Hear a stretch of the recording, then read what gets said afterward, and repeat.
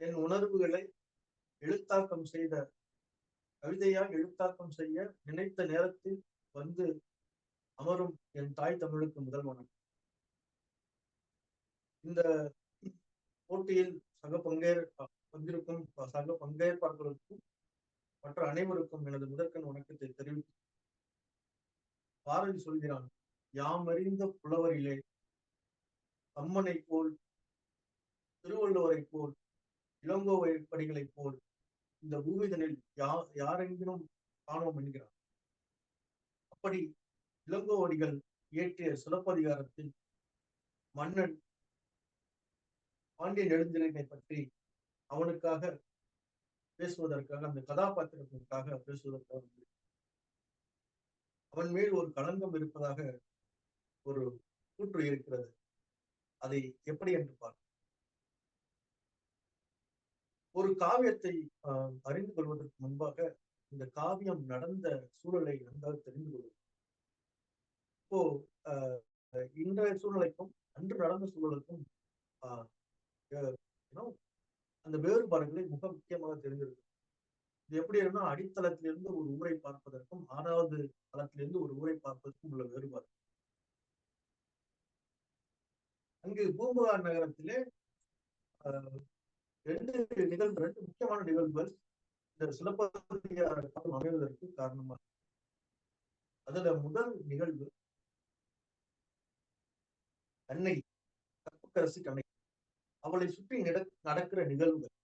கோவலன் பரத்தேரை நோக்கி நகர்வதும், மாதவியை மணப்பதும், மாதவியோடு வாழ்வதும், அப்படியே வாழ்க்கையை நடத்தி கொண்டிருக்கிறார். கண்ணகியுடைய குடும்ப வாழ்க்கை தடம் மாறி போகிறது. ஆனால் கண்ணகியுடைய கற்பு வாழ்க்கை தடம் மாறவில்லை. அவள் அது உறுதியாக இருக்கு. இப்படி கண்ணகி கற்புக்கரசியாக வாழ்ந்து கொண்டிருக்கிறாள். உலகத்துக்கு தெரியல. இது 2வது நிகழ்வு.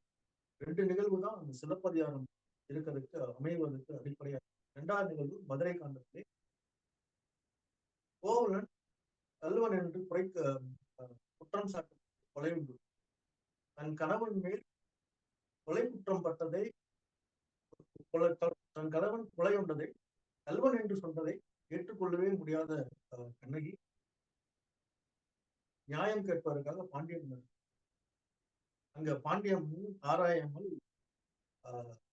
தீர்ப்பு சொன்னதாகவும், அதில் கண்ணகி கோவலன் இறந்ததாகவும் இருக்கு. ஆனால் பெரும்பாலும் நம்ம கவனிக்க வேண்டிய விஷயம் என்னன்னா, எப்பொழுதுமே நேரடியாக மோத முடியாத மக்கள் சூழ்ச்சிகள் செய்துதான் நம்ம மோதுவார். இங்கே அது மாதிரி ஒரு சூழ்ச்சியில் பாண்டியமன் வீடு. யார் இந்த சூழ்ச்சி செஞ்சது? பொற்கொல்லன். பொற்கொல்லனுக்கு ராணியினுடைய கால் சிலம்பின் மேல ஒரு ஆசை. ஒரு சிலம்பு மட்டும் கட்டில் கடியில கிடக்கிறது தனியாக. அதை எடுத்து திருடி கொண்டு வந்து விட்டார். பாண்டிய மன்னனோ தேடுதலை விரைவுபடுத்துகிறேன், எப்படியும் மாட்டி விடுவோம் என்று நன்றாகவே தெரியும். அந்த நேரத்திலே ஒற்றை சிலம்போடு தன் வாழ்க்கையை மீட்டெடுப்பதற்காக கோவலன் வந்த உடனேயே அவனுக்கு பொற்கொல்லனுக்கு வாழைப்பழம் வழுக்கி பாலில் விழுந்தது போல இருந்தது. இவனை எப்படியாவது மாட்டி விட்டு தப்பித்து விடலாம் என்று யோசித்தான். நான் சொன்னதை போல நேரடியாக ஒரு விஷயத்தை சமாளிக்க முடியாதவர்கள் வஞ்சத்தில் ஈடுபடுவார். மகாபாரதத்துல அப்படிதான் இருக்கு. எல்லா சொத்தையும் தூது விளையாண்டு போக்கிடுவான்.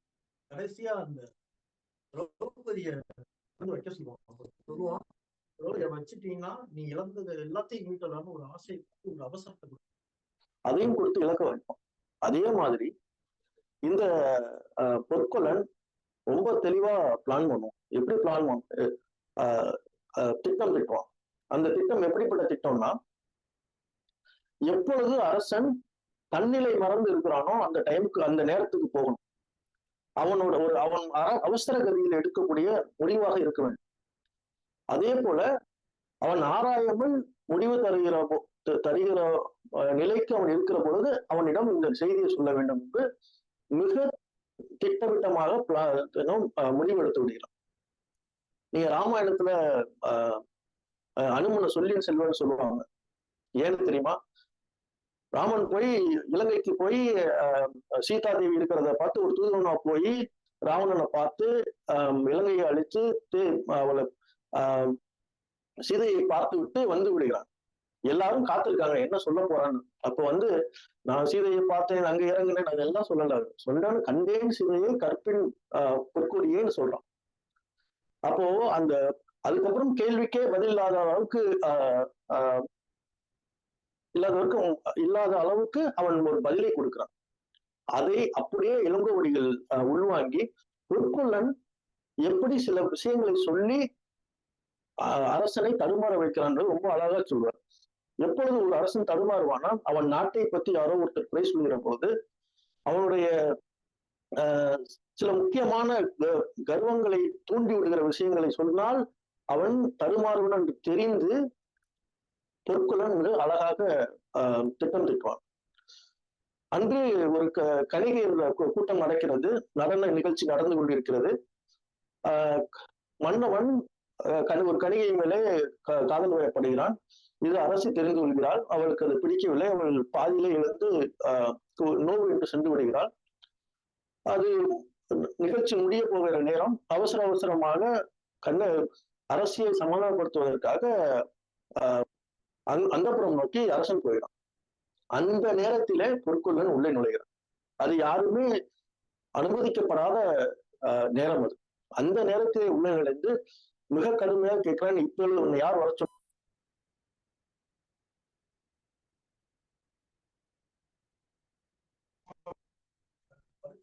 வந்து அந்த என்று அவனுக்கு அவனுடைய கோபத்தை மிக அதிகப்படுத்துவது மாதிரி சொல்லுவான்.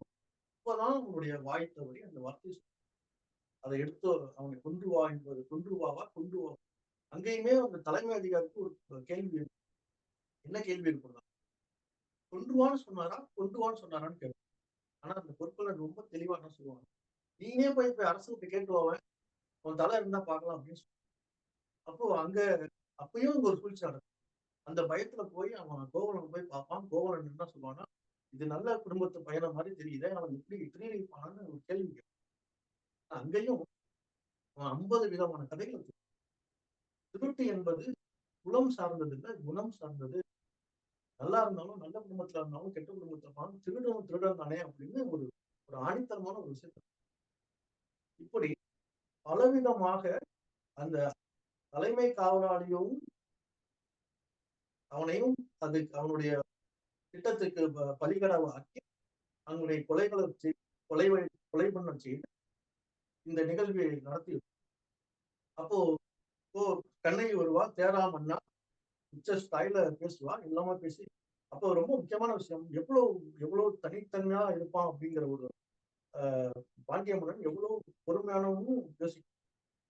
அரசனுக்கு முன்னாடி நீங்க யாரையும் போய் பெருமையா பேசிட முடியும், அரசனை தவிர வேற யாரையும் பேசிட முடியும். நம்ம இந்த 23ஆம் புலிகேசில சொல்லுவாங்க, ராஜா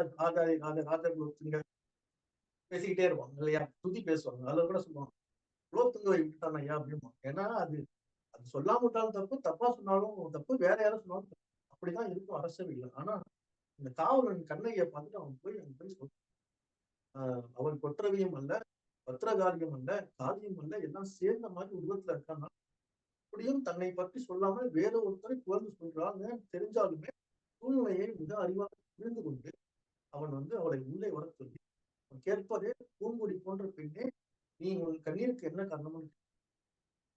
இப்படி அவள் நிகழ்வு நடக்கிறது. ஒரு கடைசியாக ஒரு விஷயம், இப்படி என்ன விஷயம் என்றால், ஒருவன் இறக்கிறான், ஒரு அரசன் தான் நீதி தவறிவிட்டோம் என்று உணர்ந்து இறக்கிறான். இறப்பு சாதாரணமான ஒரு மனிதனுக்கு வந்தே உடல் வலிமை குறைந்து தளர்ந்து கொஞ்சம் கொஞ்சமாக வெளியே போய்விடும். ஆனால் ஒரு மன்னன் நான் தவறு செய்து விட்டேன், நான் இறக்கப் போகிறேன், இறக்கத்தான் வேண்டும், நானே கல்வன் என்று சொன்னவுடன் இறப்பு வருகிறது என்றால் அவன் எவ்வளவு பெரிய நீதிமானாக வாழ்ந்திருக்க முடியும். இந்த மக்கள் எவ்வளவு பெரிய நீதிமானுடைய ஆட்சியிலே வாழ்ந்து நிம்மதியா வாழ்ந்திருக்க முடியும் என்பதற்கு மிகப்பெரிய உதாரணம். நினைத்தவுடன் இறப்பதற்கு வாய்ப்பு கிடைத்த மன்னன். அவனை மதுராபதி தெய்வமுமே பல நிகழ்ச்சிகளை கண்ணகியிடம் சொல்லி, இவன் மிகச்சிறந்த அரசன் என்று சொல்கிறார். மிக கடைசியாக வானகுலத்திலே போவதற்கு முன்னாடி கண்ணகி பாண்டிய நெடுந்தலை என்னுடைய தகப்பன் என்று கூட சொல்லுவார். ஏன்னா அவனை பத்தின எல்லா நல்ல விஷயம் தெரியும். ஸோ அவள் அவசரப்பட்டு எடுக்கவில்லை. ஒரு சூழ்ச்சியினால் விளைவுகள் நடந்தது. அந்த விளைவுனால் பாண்டிய நெடுஞ்செழியன் தவறாக கருதப்பட்டதை தவிர, உண்மையில் சொல்ல போனால் பாண்டிய மன்னன் சிபி சக்கரவர்த்தியை போல தேரிலையிட்ட அரசனை போல கொஞ்சமும் குறைவில்லாத மிக சரியான ஆட்சியை நடத்திய ஒரு மன்னன் என்று சொல்லி கூறி நன்றி, வாய்ப்புக்கு நன்றி கொடுத்ததற்கு நன்றி சொல்லி விடைபெறுகிறேன். நன்றி.